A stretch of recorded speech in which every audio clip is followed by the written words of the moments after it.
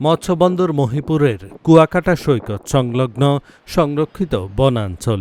2 দশক আগে 2165 একরের এই বনাঞ্চলে দেখা মিলত চিতাবাঘ, মেছোবাঘ, বনমোরগ, হরিণ, বানর, বিভিন্ন প্রজাতির সাপ, পাখি ও শিয়াল সহ বেশ কিছু বন্যপ্রাণী।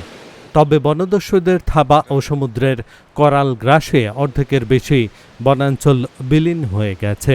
এখন হাতে গোনা 2-4টি শিয়াল ছাড়া অন্য কোনো বন্যপ্রাণীর দেখা মেলে না। গত 5 বছরে লোকালয়ে প্রবেশ করা ৭৫০০ বিপদগ্রস্ত বন্যপ্রাণী উদ্ধার করে অবমুক্ত করা হয়েছে। একই সময়ে কুয়াকাটা সৈকতে ১২০টি ডলফিন, 5টি তিমি ও 30টির বেশি কচ্ছপের মৃতদেহ উদ্ধার হয়। মৃত্যুর কারণ উদ্ঘাটন ও বন প্রকৃতি রক্ষায় কার্যকর উদ্যোগের দাবি জানিয়েছেন পরিবেশ কর্মীরা।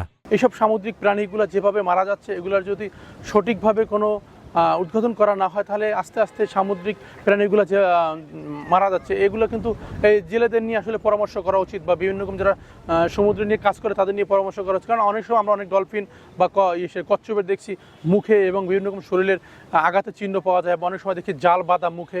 এই প্রায় 7-8 বছরে 150 প্লাস ডলফিন, 4টা তিমির মৃতদেহ এবং 130 প্লাস কচ্ছপের মৃতদেহ কিন্তু সৈকতে ভেসে আসছে। এবং বিভিন্ন সময় যে আহত কচ্ছপগুলো আসে আমরা চিকিৎসা করে আবার সমুদ্র অবমুক্ত করি।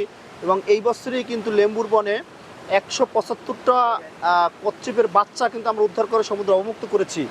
এত বড় একটি জলজ সম্পদ এবং এরিয়ায় শত শত মৃত্যু এই যে জলজ প্রাণীগুলো আসে, এই ব্যাপারে আসলে কর্তৃপক্ষের কোনো ওইভাবে আমরা দেখি না। আমরা অ্যানিমাল লাভার্স অফ পটুয়াখালী 2019 সাল থেকে দীর্ঘ 8 বছরে 6000 প্লাস বন্যপ্রাণী এবং 1400 প্লাস হচ্ছে বিভিন্ন ধরনের বিষধর এবং নির্বিষ সাপ বন থেকে উদ্ধার করে লোকালয়ে চলে যায়, সেখান থেকে উদ্ধার করে আমরা আবার বনই অবমুক্ত করি। কিন্তু একটা কারণ হচ্ছে যে জলবায়ু পরিবর্তন এবং মানুষ সৃষ্টির কারণে আজকে উপকূলীয় বন অঞ্চল ধ্বংস হয়ে যাচ্ছে। এর ফলে বাংলাদেশ থেকে প্রায় 31 প্রজাতির বন্যপ্রাণী বিলুপ্ত হয়ে গেছে এবং 341 ধরনের প্রজাতির বন্যপ্রাণী বিপন্ন তালিকায় রয়েছে। প্রকৃতি রক্ষায় পদক্ষেপ না নিলে পরিবেশের মারাত্মক বিপর্যয়ের আশঙ্কা করছে বিশেষজ্ঞরা। বিভিন্ন রকমের উপকূলীয় দূষণ, যেমন প্লাস্টিকের দূষণ, এছাড়া বনের ভিতরে মানুষের চলাচল, অভিগম্যতা, নানাবিধ কারণে বনের প্রাকৃতিক পরিবেশ এবং ভারসাম্য নষ্ট হচ্ছে। এই সকল বিষয়বস্তুকে সরকারের নজর দিতে হবে, গবেষণা জোরদার করতে হবে এবং সামগ্রিক বাস্তু শৃঙ্খল যাতে করে বিনষ্ট না হয় সেই বিষয়ে যথাযথ পদক্ষেপ নেওয়া দরকার। সমুদ্র থেকে ভেসে আসা প্রাণীগুলোর মৃত্যুর রহস্য উদ্ঘাটন ও প্রকৃতি সংরক্ষণের নানা উদ্যোগ গ্রহণের কথা জানিয়েছেন এই কর্মকর্তা। এখন যেটা আমাদের একটু উদ্বেগের বিষয় হচ্ছে, বিশেষ করে কুয়াকাটা জাতীয় উদ্যানে আমাদের উপকূলে অনেক সময় মৃত ডলফিন, তিমি ভেসে আসে।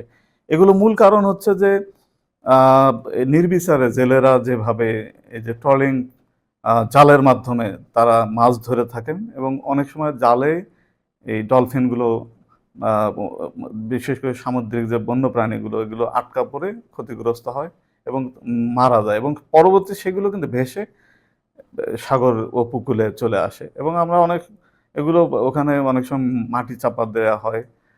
তো এইটা আমরা রোধ করার জন্য চেষ্টা করছি। বন্যপ্রাণী রক্ষা ও পরিবেশের ভারসাম্য বজায় রাখতে প্রকৃতি সংরক্ষণে কার্যকরী পদক্ষেপ নেবে সরকার, এমনটাই প্রত্যাশা সকলের। Dhaka journal news desk.